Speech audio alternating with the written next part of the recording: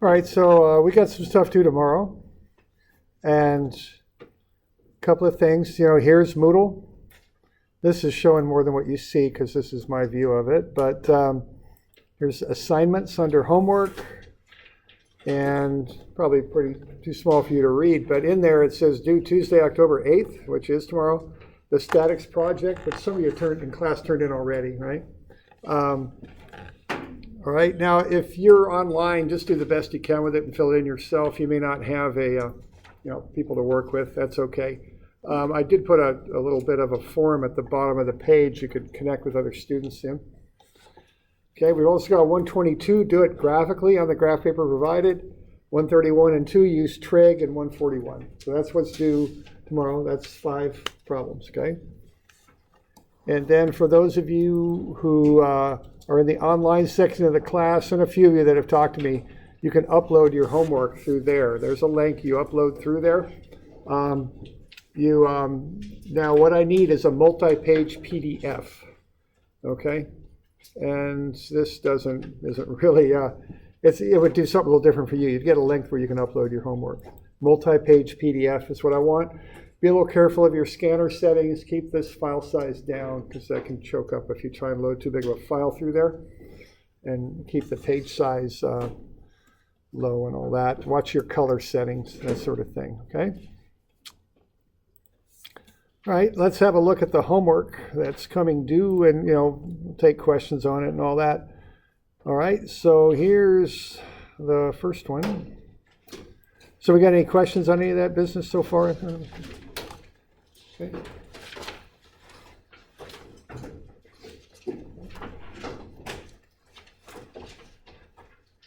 So the first one I want you to do graphically, even though that's not a current way of actually doing it. I do want you to do one graphically just to kind of, because I want you to have this picture in your head. I think in my own engineering work and just my experience and all that, sometimes we get a little lost in the numbers when we're students. We think that it's all about the numbers, and it's not. The numbers are how we analyze things, but what it's about is having a good idea of what you're trying to accomplish and what the parameters are, and having a picture in your head of what you're trying to do. And that's why I want you to do this, just so it's not just calculations, it's a picture. That's really what matters, okay? So what we want to do is just take these 3 vectors and use the scale shown and draw them to scale. Where you start is up to you, but you're going to end up with something along the lines of what? And I don't know what the scale is on this thing, but you're going to head on over this way, and then that's F1, as you see there from F1, and then you're going to go F2, and you're going to head up kind of this way. And again, I'm not drawing this to scale. I just want to caution you about that. And then F3, you're going to come down this way. Oops. Roughly, okay? Right? And then what you're going to do is you're going to start at the beginning point and draw your vector to the other. Okay? And that will be the resultant vector.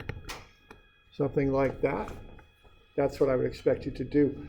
Now, I don't expect you to get my exact answer because we're doing this graphically. Now, if you really want to get tricky, you know how to do AutoCAD, you can do it in AutoCAD, and that would come out exact. Or not exact, actually it'd come out to the precision you set it to be, which can be pretty darn good in AutoCAD, but not exact. But that's the basic approach on that, a protractor and a scale. The scale is, what is the scale? 1 to 10, was it? 1 to 50. 1 to 50. So 1 centimeter is 50 newtons. Is that the deal? Okay. So go like that. All right. Are we okay on that? Do we got any questions on that? All right. And then I got a little box down there for you to fill in. Just fill in the box. So that is another little thing about what we do. Don't just give me the work. If you're an engineer working for a client, they want the answer. So give me the answer, okay? Because that's the deliverable. That's what I want. So tell me the amount of force and tell me what angle it makes. Okay? So we got any questions on that one? You doing all right? Okay. Okay, we got a couple others here too, a couple to find the resultant. Now, on some of these problems, as was pointed out to me here earlier, I give you paper to work on. It's not this one, but it's the next one. in the packet. There's a sheet 1B, I think, to do number 132. If I give you those sheets, just do them right on there. It will save you time. I want you to develop the proper format on these problems and to get good, clean, professional-looking homework. But I also know between this class and physics and electrical fundamentals and calculus, you're busy. I mean, so I don't try and overdo it. I give you about half of them where I draw them up for you. So use it if you like, you know, quick, easy. Okay, it's there for your use, just to save you time. That's my intent. Okay. All right, so we've got a couple of these things. So let's look at this one. All right, now what we're going to do with this is we're going to take those vectors and we're going to break them into x and y components. We're going to use trigonometry. All right, so 131, we're going to do this trigonometrically, you might say. So what I'm going to do, I'm going to do this just the way I did it in class, and just kind of a FYI thing. This class is very regimented, very structured. I cover stuff in class, I give you homework on it. If you have questions on how to do things, look at the notes you took in class. We did one just like this, okay? You know, so they're often good tip-offs on how to do the work, you know? It's laid out. All right? So what we want to do here is take F1, break it up into x and y components. What you have there is a vector triangle. You've got 680 newtons, like that, and you want to break it up into its two sides, x and y, okay? We have the angle then with the horizontal, it's 24. Now, alternatively, you can also use that angle if you prefer, and that's 134, I think. No, it's 156. I'm sorry, I don't know what I was thinking about there. 156 degrees. You might use that as well if you like. However you do it, you want to break that force up into an x component and a y component, okay? For the x component, we're going to use the adjacent side. For the y component, we're going to use the opposite side of the angle.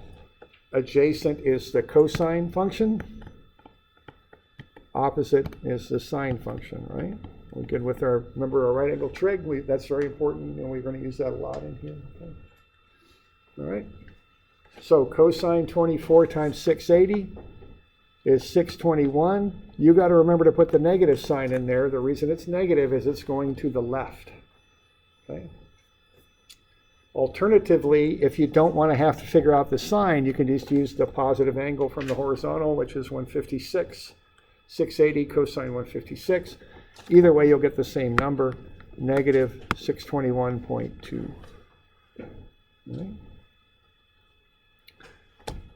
You can do the same thing for the y side, the opposite side, use the sine function. 680 sine 24, 680 sine 156 will both get you the same number, 276.6. Okay. Okay. Good. Okay. All right, you're going to have to do the same thing for F2. And then after you've done F2, you're going to add the x's and add the y's. So you will add up both numbers and get some of fx. You'll add up both numbers and get some of fy. Once you've got that, what you're going to do next is to work with the resultant. So what we've just found is adding those two vectors together will get you a net x and a net y. The net x is to the left at 158.4. The net y is up at 828.2. So what we're interested in here will be the resultant, which is the hypotenuse. So we can use theorem of Pythagoras and trigonometry to find both the magnitude of the resultant and the angle of the resultant. You good with that? We got any questions on that bit?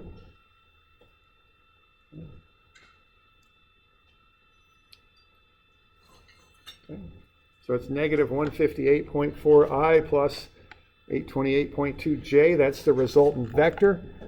Now, right. Yeah, I was just going to mention that, right. And it's fine. It's quicker. It's easier.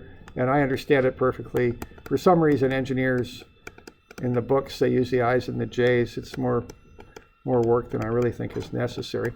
You can just do it like that if you like. It's fine. Okay. All right, square root of sum of the squares gets you about 843. You could do the arctan and find the angle. Watch the angle though, okay? Just pay attention. And give me a nice labeled sketch to show me which way the angle goes. All right. Okay. So that's some 2D vectors, like what we do. You okay with that?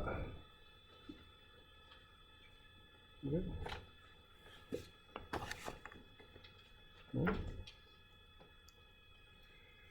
And notice the format of the answer. 3 figures for the answer. If you put 4 in there, I don't care. Just don't put in 7 and don't put in 2. 2's not enough to get the precision I want.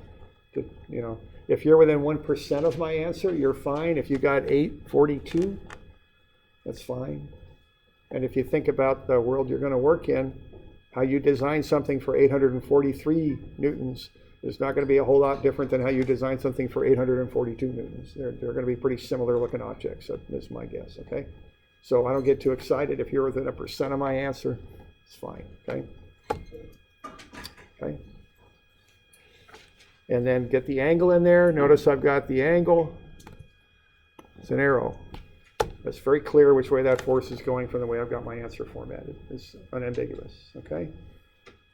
All right, and just keep that kind of common sense aspect to this, I think I told you, I remember my first engineering project going out on the site with a set of plans in my arms, looking at those nice clean lines on the plans and looking at what was going on there with the bulldozers and all there and going, man, this is just a hole in the dirt with a bunch of bulldozers running around, okay?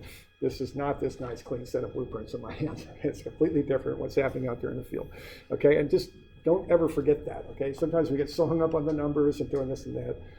We're building stuff. That's what we do. We don't want it to break. That's what engineers do, okay? Remember that, okay? So like I say, 842 newtons, 843 newtons. Yeah. We don't care, all right?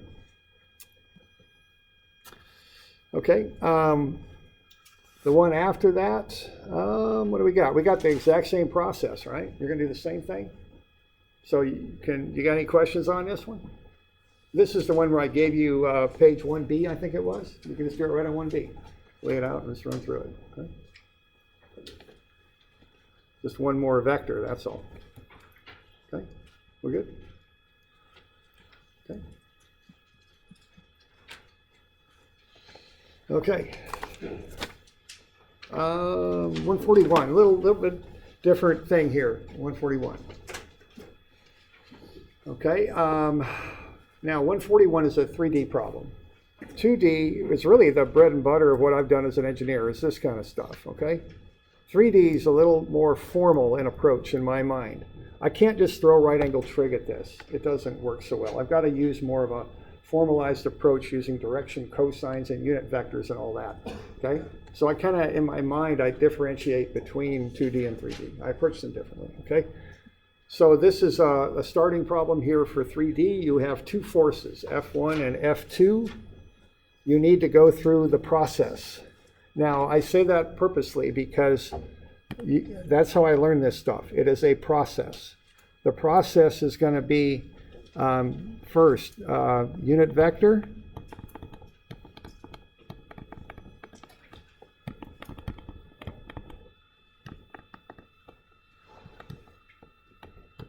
Using cosine, okay? Then take the magnitude of the vector times the unit vector. That equals force vector. That's what you do here, okay? That's how you accomplish this little job here. So in this 3D stuff, I kind of think about it as a series of steps that I'm going to execute. And I think on page 325, I've even got a little bit of a flow chart for doing this stuff on page 325, just for reference. One year, many years ago, somebody asked me for that, so we cooked it up, okay? All right. So what you do with this is you get F1 vector is the magnitude of F1 times the unit vector. The magnitude of F1 is 70. The unit vector is the cosine of the angles it makes with the three axes. Notice I'm using that math notation here. I don't really like using the IJK stuff. It's just extra writing. So I just use the cosines as such. Okay, now we want you to be able to visualize this 3D stuff. It can be a little challenging sometimes. Some people are better at it than others, frankly. So learn the mechanics. If you're not really great at visualizing in your mind, just learn the mechanics of it. Okay, here's what I mean by that. This arc joins the vector to the z-axis. So what that angle is gamma. Okay, it's that one. This arc joins that vector to the x-axis. So that's alpha, okay? This arc joins it to the y-axis. So that's beta, okay? So that's how I identify those three angles. And what I'm doing there is I'm going to use cosine beta, cosine gamma, cosine alpha. That's how I generate that unit vector, right? So I just put those in brackets, multiply them, scale them up by 70, because 70 is the magnitude of the force. And that will get me the force vector. Okay. And I know I'm being repetitive here, but I'm going to keep being repetitive because I want you to do this. See how I just got that organized? Step, step, step. Organized, clean, less errors. Easier to find the errors when you make them, okay? That gets me the force vector. That's the process that you apply, okay? Good with that? Okay, you're going to do the same thing for F2. Okay. And I get you the answer there for F2. Notice on the, not on the sheet, what is that, 2A? 2A, there's a sheet to do this on. I don't have all the answers there, but on page 2, where the problem is written out, I've got intermediate answers. I'm just trying to save you some frustration. You know that deal when you make a mistake, you transpose two numbers, and it blows up your whole answer, and you spend an hour looking for it? I'm just trying to protect you from, or I don't know if that's the right word, but just save you that trouble. The other thing is, what happens to your mind when you make that mistake? It gets so much harder to see it after you make it that first time, right? I've kind of got a saying from when I actually worked in industry. It's sure a lot easier to get it right the first time than it is to fix it, going through it again. So, okay, so, you know, a lot of times when we make that first mistake, boy, it's hard to find it then, you know what I mean? Yeah, Carson? So is the F1 the force of the 303 times 70, the 70 newton? Yeah, it's 0.303 times 70. What's that? Okay.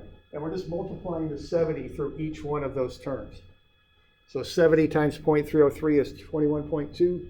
70 times negative 0.505 is negative 35.4. And 70 times 0.808 is 56.6. Is the F1 of the newtons or pounds? It's given in pounds. Oh, my bad. Thanks. So that's why you're asking me that question. Okay. Thanks. I got a few of these in here. Yeah, just call them out if I do, for sure. Thanks. Yeah, and there was no conversion going on there. I just wrote the wrong unit down. When I did cosine 57, I gave a positive value, but in this particular problem, for force 2, the k-hat direction is negative. So right. When should we know to make that? Yeah, good point. Okay, so the question is basically about that negative sign. Is that correct? Mm-hmm. Yeah. Okay. Now you got to interpret what you're being given. Okay. There's two ways to handle this.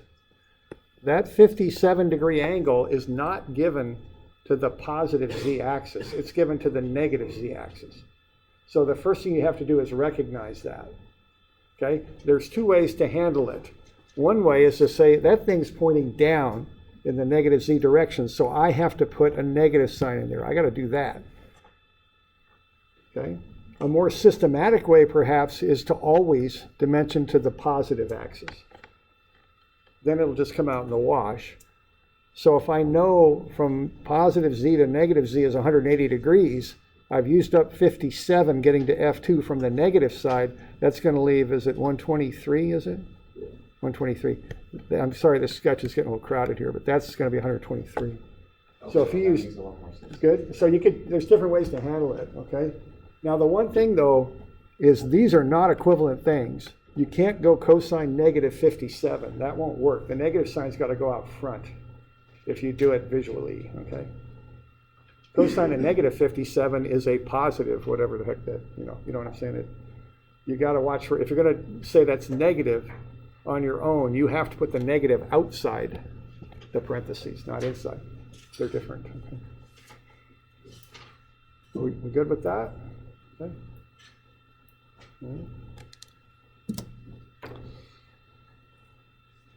All right, so, okay, so that's the homework that's due tomorrow. Any other questions on it? Okay, and now what I'll do, I'll save this spreadsheet too, or not spreadsheet, PowerPoint, or actually it's a PDF, but I'll save it, I'll post it too if you want to look at it, okay? It'll be there, plus the recording's there, so you should have plenty of ammunition to go on through this one, okay? So, okay, all right. Well, let's go back to some more of our 3D vectors if we're good with all that. And so what we did on Friday was we went through that example there in the notes. It looked like that.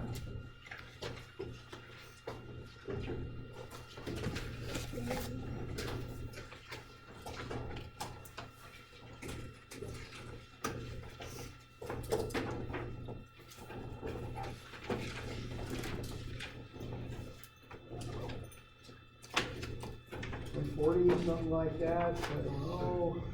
180, okay, thanks. 180, we went through that. And that's basic 2D vectors. You can use that as a model to do the homework problem we were just looking at. Okay, so we find alpha, beta, and gamma. We go ahead and develop the force vectors using those and the magnitude of the force. We add up the x and y and z components of the forces and get the total resultant force. If we want to know alpha, beta, and gamma of the resultant, what we would do would be to take the square root of sum of the squares for the resultant, divide the resultant vector through by that, which is its own magnitude, and that's the unit vector for the resultant. And then what we know is that those unit vector components are the cosine of alpha, the cosine of beta, and the cosine of gamma. Okay? So we can go back through and do that. We okay with that? Okay. So we found the magnitude of the resultant with the theorem of Pythagoras, divided through by that magnitude and got a unit vector, and then realized the components of the unit vector are the cosine of the three angles. Okay. All right. Now let's look at some other ones. That's kind of the standard way of working through these. Right. Okay. Let's look at a couple ones that are a little non-standard. They're on the next page, 190, I believe. So let's look at these. Now here's a 3D vector. It has rather minimal dimensioning on it, but it is a 3D vector. It has a magnitude of 400 newtons. Now there is a system of dimensioning on there. This is called drafting. A more formal name for this is engineering graphics, okay? And the idea is we're using drawing like a language to get ideas across. That's kind of what that means. And there is a dimensioning system here that I want to call out. Let's get a vector expression for FA is what we'd like to do. Okay, notice that point is on the x-axis, isn't it? And then we have a hidden or dashed dimension line that goes down from that point. Now that line is vertical. It is parallel to the z-axis. And that has meaning, okay? What that means is point A is directly below the x-axis. If you start at the x-axis and go down in the z direction, negative z, you will get to point A. That's the meaning of that, okay? So we're going to use this a lot. You want to get used to that.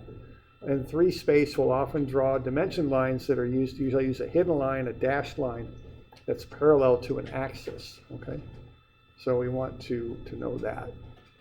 So given that, what plane is point A in?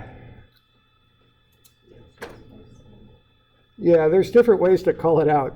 I like to call it the XZ plane, okay? That's what I would call it. Now, what would a mathematician call that? You know, y'all know?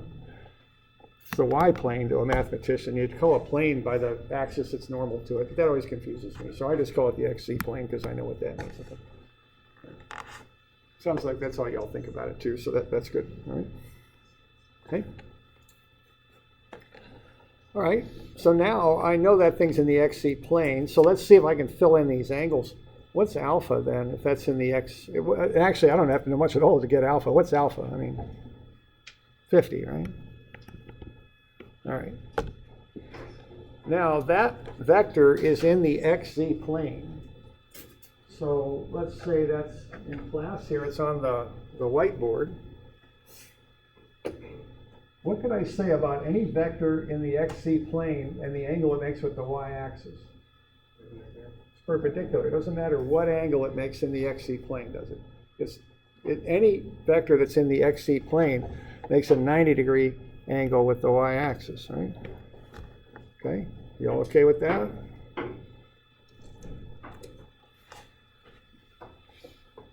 Now, how about gamma? What's that going to be? That's the angle with the z-axis.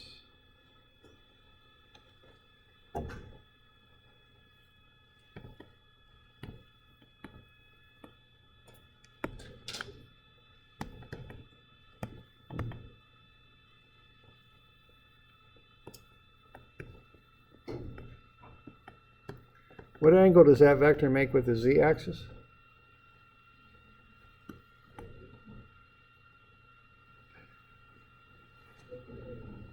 What's that?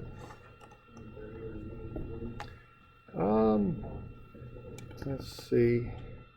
Yeah, I think you just got a little math here. There, it's 140, right? 90 and 50. Okay. You could also call it, as you were saying, negative. You could call it. I wouldn't use negative 40, but it's 40. I don't know. It's 40 with the negative z-axis. Yeah, it's the same difference. Okay. All right. Now you got to be careful about adding angles in 3 space. Why can I add those 2 angles together? Why can I add the 90 between the x and the z and the 50? What's the little thing about that that allows me to do it? What's the thing about those 2 angles that says I can add them together? They're in the same plane.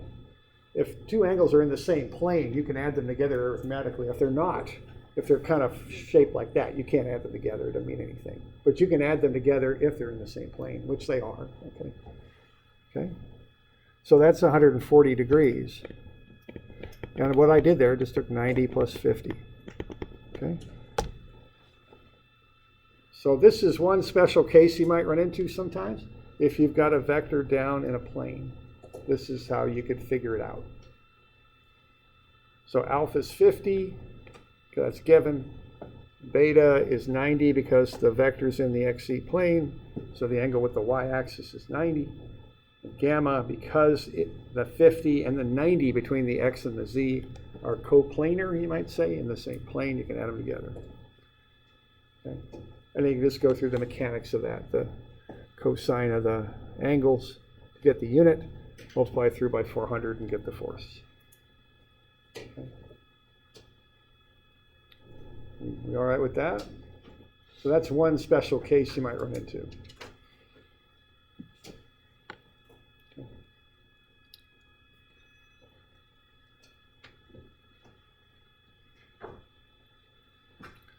All right.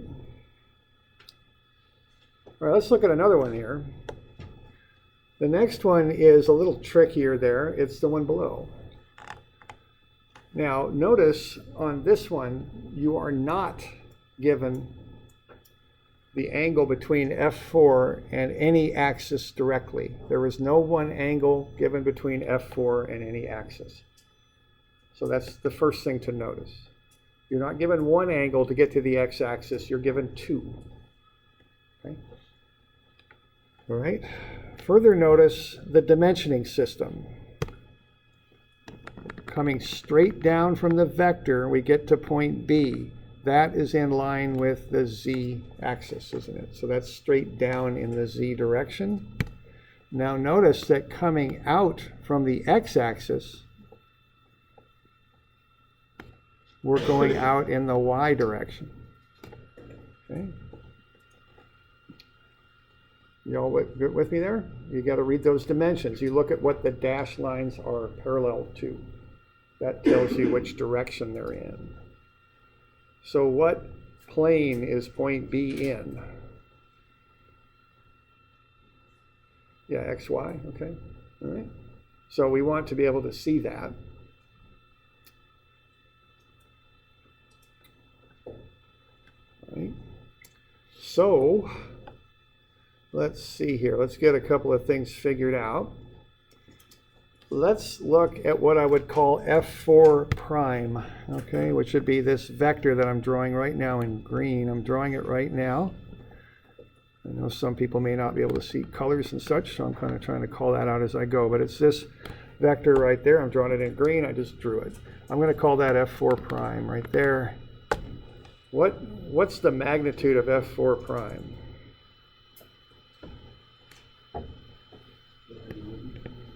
Times what?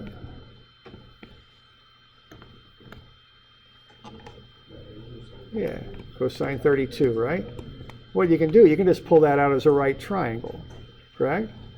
I mean, you've got that F4 prime, you've got F4 is up here, and then you've got the line in between. That's a right angle. You can just use the 32-degree angle. Are we good? Okay. All right, now if that's 32 from that vector down to the xy plane, what's gamma? What's the angle up to the z-axis then? Yeah, I think I heard that. Is it? What's this angle right here? Yeah, it's 58, yeah, okay. Because if I'm going from where F4 is down to the xy plane, 32 degrees, that leaves 58 degrees up to the z-axis. All right with that? Okay.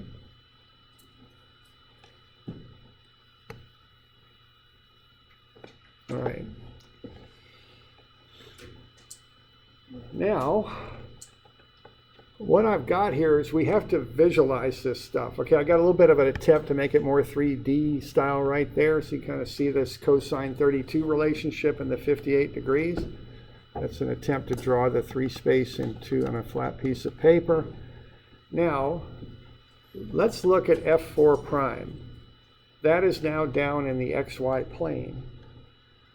Now, I just drew a standard XY axis down below here.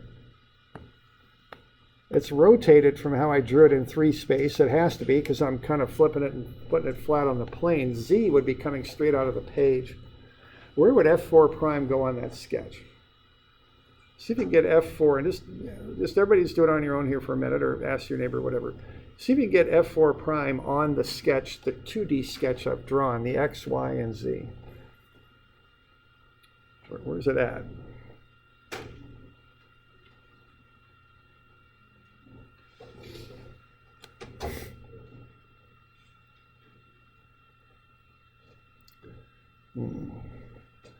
Maybe, you want to reference back up top there to that top sketch and the angle that's given. Look at how it orients to the x-axis. Okay. Now we're rotating the axes quite a bit. I'm kind of taking them from that three-space view and rotating them significantly, kind of like that. And put them flat on the page. Do that, but you get the idea.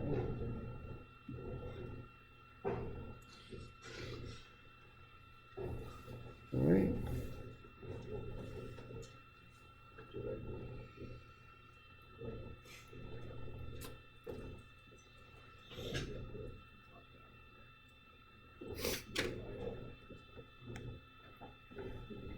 Okay. So we're good with that? I'm seeing that 20-degree angle, eh? Okay. So F4 prime makes a 20-degree angle with the x-axis. And I notice it's on the opposite side of the y-axis. It's on the far side, not next to the y-axis, but on the other side. So if I put that F4 prime on here, it's doing that, isn't it?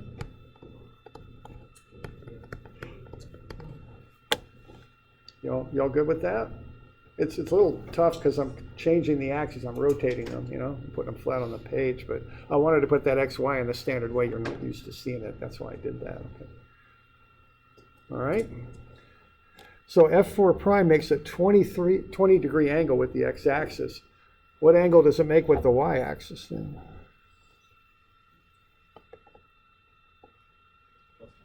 Yeah, add 110. They're coplanar. They're all in the. That's all happening in the xy plane. So it's 20. 90 more gets me to y. 110. Okay. You good?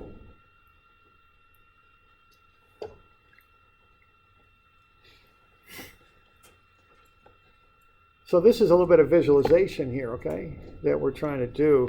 This is called a double projection, okay, and there's different ways to look at this, but if I want to figure out what F4 is now, what I'm going to do is I'm going to do what? I'm going to take 800, which is the magnitude, to get the x component. I'm going to go cosine 32. That will get me down to F4 prime, but then I have to further rotate that to the x-axis, and that's going to require a second cosine of 20. So I kind of think of it like 32 gets me into the plane, 20 gets me over to the axis. It's a two-step process, both times with cosine. Cosine 32 gets me down into the plane, cosine 20 gets me over to the axis. Okay? I'm doing it in two steps because I don't have a single angle. I've got two angles. That's why I'm doing it this way.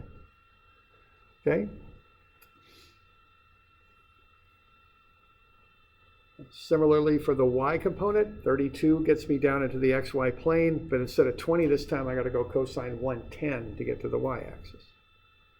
Okay. And then the z is straightforward. Gamma is 58, so it's just cosine 58. Okay. So that's called a double projection. You might run into that sometimes.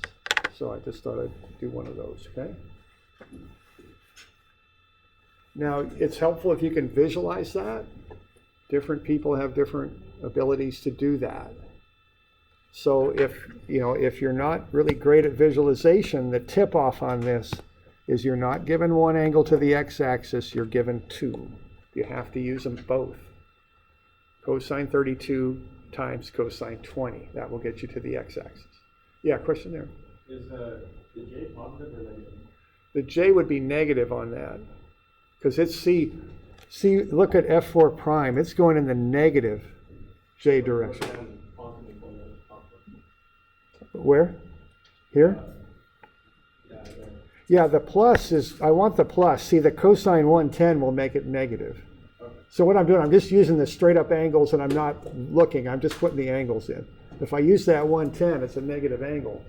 It'll come out in the wash, and that's where that negative comes from. Okay.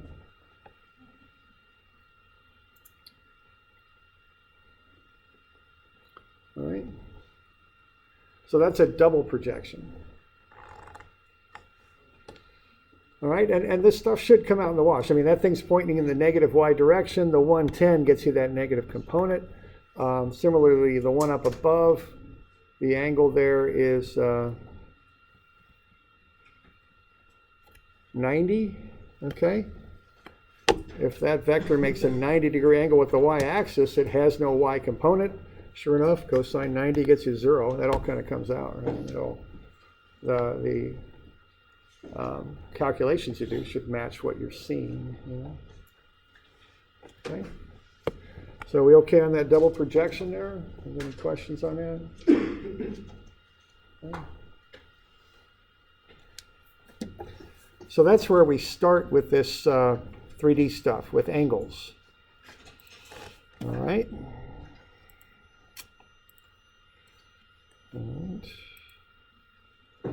But that's not where we end up, okay?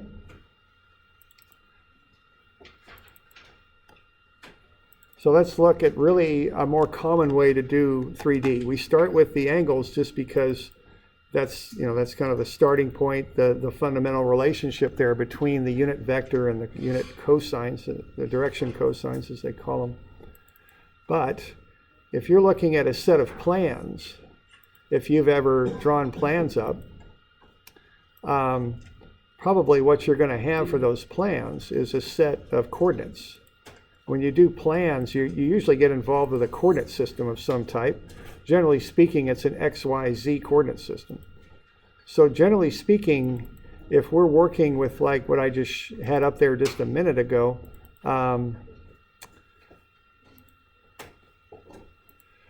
we're not going to have a bunch of angles given on that. That's just way too much work for someone to come up with.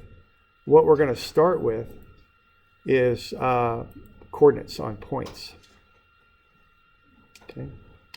And, I've done a fair amount of work doing roads and pipes and stuff like that. Now, the coordinates aren't given quite so directly as just straight X, Y, Z, but they're in there if you look for them.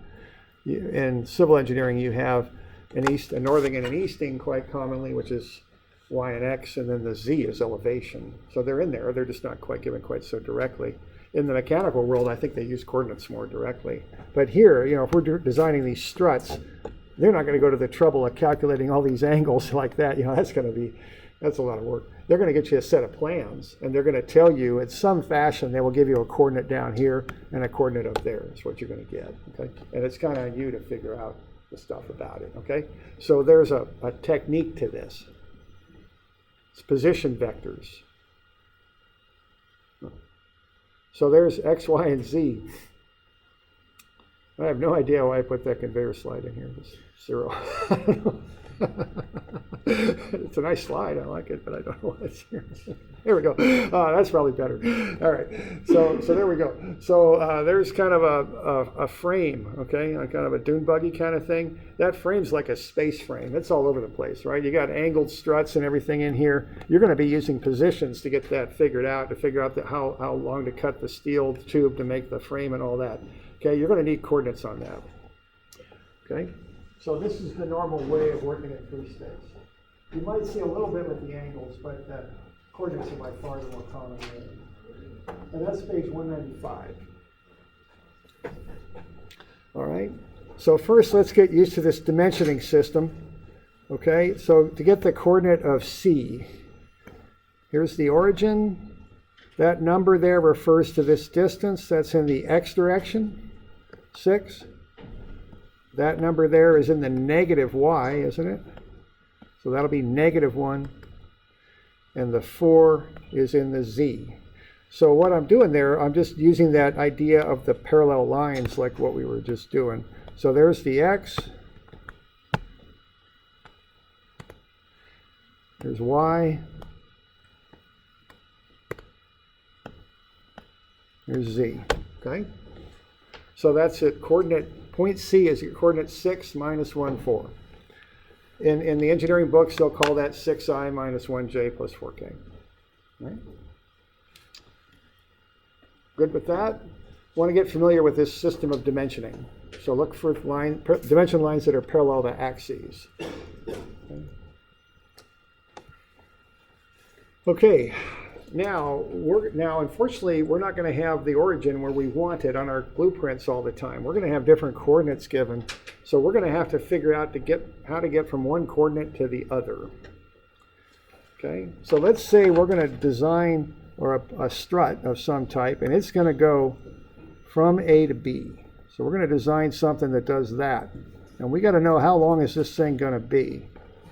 The first thing we're going to want to know about that is how to get from A to B. How do we do that in 3 space? Okay. So in the X direction, it looks like we're going to go back 2 and 1 more. Okay. So if we go back 3 in the X, that will get us from A to B. In the Y direction, we're going to have to go 3 and 6 more. That looks a lot like 9. And in the z direction, we're going to go up 1 and 2 more, and that's 3. That's how we get from A to B. We go in the back 3, ahead 9, and up 3. Okay? So that will get us the position vector from A to B, which we designate with the letter R for some reason. Okay? So what RAB will be, a lot of B's in there, but is -3, 9, 3. That's how we get from A to B. Okay.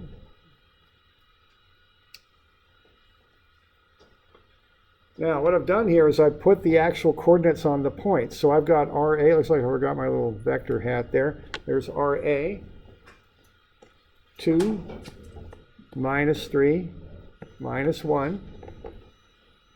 And I've got RB, -1, 6, 2. Okay.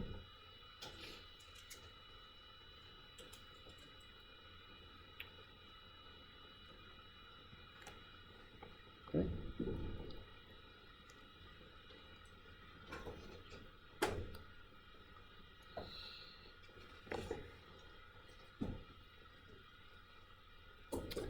Now, there's a more formal way to do this. To get RB, we take RB minus, or excuse me, to get RAB, we take RB minus RA.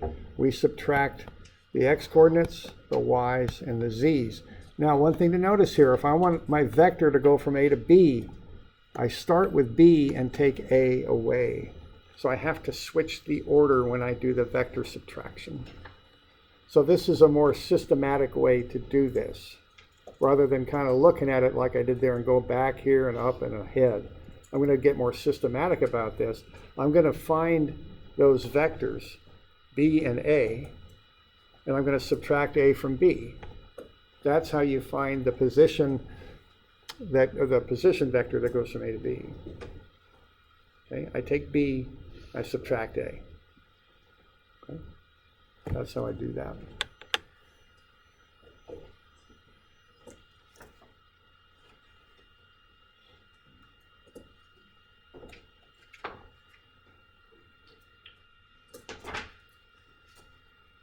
All right, that's just a little bit of running. We're about out of time. Remember, this clock in here is about 7 minutes faster, so keep that in mind when you're looking at it.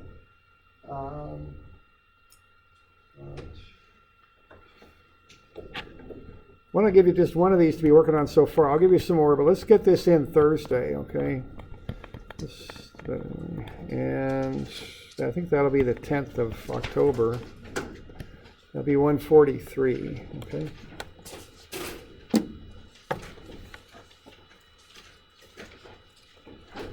So we all right with that? We got any questions?